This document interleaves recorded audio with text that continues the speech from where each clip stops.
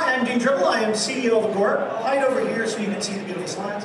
Agoric is a Cosmos-based blockchain, Comet BFT, for doing smart contracts in JavaScript, particularly for dealing with the cross-chain, multi-chain, asynchronous world.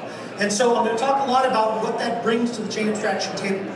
But first I want to celebrate some success, because a lot of what we're now faced with is a problem created by an important milestone on the way to real value to the world. And, we do that, but we've got all these different systems, chains, tokens, applications, etc., that are solving various problems that are now connected with protocols like IBC, all these different interconnect protocols, cross-chain protocols, wormholes, gateway, Axelar, etc., that create these connected islands of functionality and islands of assets that are worth collectively, I think yesterday it was $2.2 trillion of liquidity spread across all these different services.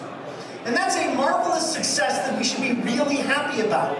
But it creates this new environment where what do users get? And you heard these examples earlier, right? Fragmented liquidity. It's $2.2 billion with $1 million here and $1 million there, and pretty soon you're talking real money. They get no clear entry point, right? If a user comes up and they've got 3 choices, they can make that. When they get 1,000 choices from 1,000 applications and 1,000 chains, the answer is I'm going to go back to my Web 2 thing, I'll pick Robinhood. And they get a poor user experience, right? Every action they might want to take requires 6 signatures if they want to do anything that's cross-chain. It requires them to do a research project to put these kinds of things together to figure out how they can safely participate in this ecosystem. And what they want is not, the moral equivalent of, I'm about to use an app. Does it run on Amazon or does it run on Azure Cloud? I'm not sure. I should pick one. It's like, no. Users want seamless access to multi-chain liquidity. They don't care where it is. They want their assets. If it's in, that yield pool or that AMM, wherever it is, it's my assets and I don't care what chain it's on. They want a uniform entry point. Yeah, maybe there's a couple, but they want to be able to go in and access all these things in a simple way, right?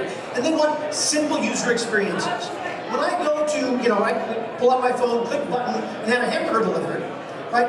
I'm not thinking about all of the currency transactions. I don't have to move my money from my bank to the intermediate pair that's going to escrow it until the driver says yes.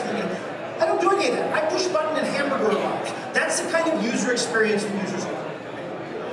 And so, providing that user experience is the chain abstraction view, right? It is that, going from the crypto chaos of 1,000 potential entry points and 1,000 applications to a simple, unified view with access to digital assets and services seamlessly across multiple chains, right?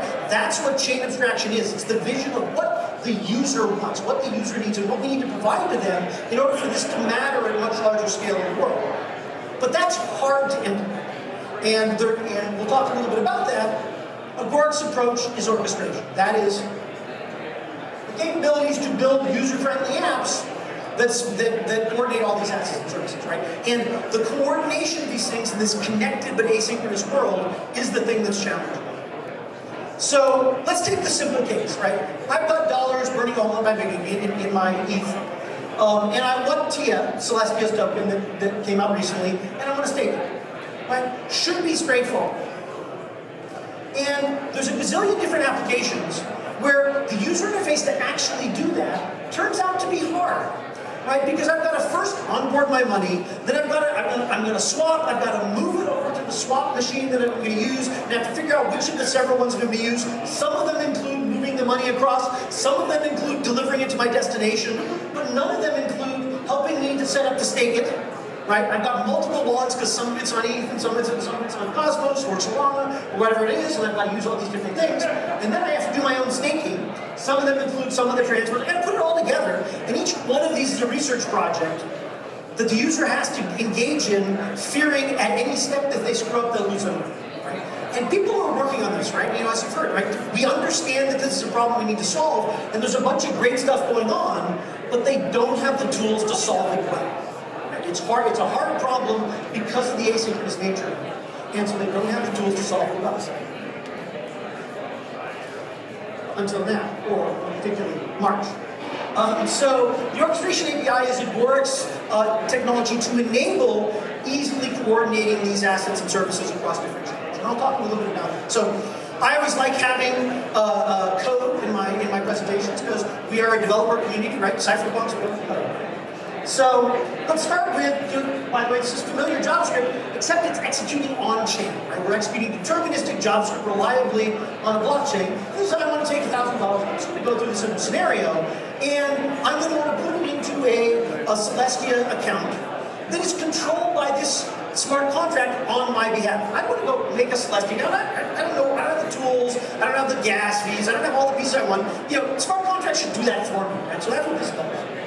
And once that's done, and before we go on to this next line, once I've reached across in this line of code, reached across IBC over to Celestia and said, hey, make an account that I control.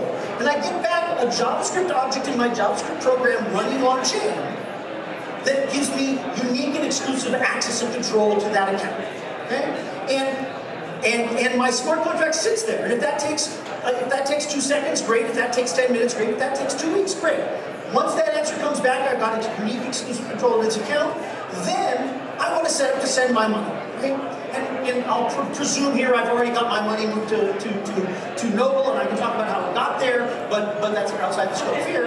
I'm going to set up using a feature that happens to be available, almost universally in the IBC ecosystem. I'm going to set up a multi-hop transfer that says, abstractly, go to Osmosis and swap for Tia, right? Swap for Celestia's code. And then when you're done, send it over to this ICA account that I just created on the line before, that happened, 10 minutes ago. And send that. And then wait for that to be done. And once that's done, where the USDC came from Noble, which is where native USDC and Cosmos, over to Osmosis, got swapped for Tia, and then sent over to my account on Celestia. Once that's done, then I'm gonna get the balance, find out how much did I get, how much arrived on Celestia, and once that comes back, and that's a cross-chain query, that does all the verification, goes over IBC, uses ICO, all this sort of stuff. And once that's done, then stake it. Okay? And all of that happens, after I push a button, I'm off to get a beer, right? All that happens asynchronously, however long it takes, updating the status, tracking all these things across whatever it is, 4 different chains, in order to make my push button get Tia user scenario work. And at the end, the hamburger's delivered. No, wait, the Tia is delivered, and I've got to stake. And if I wanted to add the next phase, once the staking is done, take that stake, stake that Tia, get me some ST Tia on Stride, take that over to Agoric, put it into a vault, make the vault, mint the stable token IST that the protocol provides, take that IST over to another chain, swap it for more Tia, come back here, stake that, and do that around until I've resolved my thing, and I've now doubled down on Tia for the airdrop that's starting tomorrow, right? That should all be a push button, and the software just does that, right? Computers have been doing this stuff in the 70s. Why is it taking us so long to do it? And the answer is, asynchronous programming is hard until you've got this simple ability to have long-lived, durable processes that can do messaging to other chains, await the answer, and respond to it, right? So what we've got is that infrastructure with multi-block actions, right?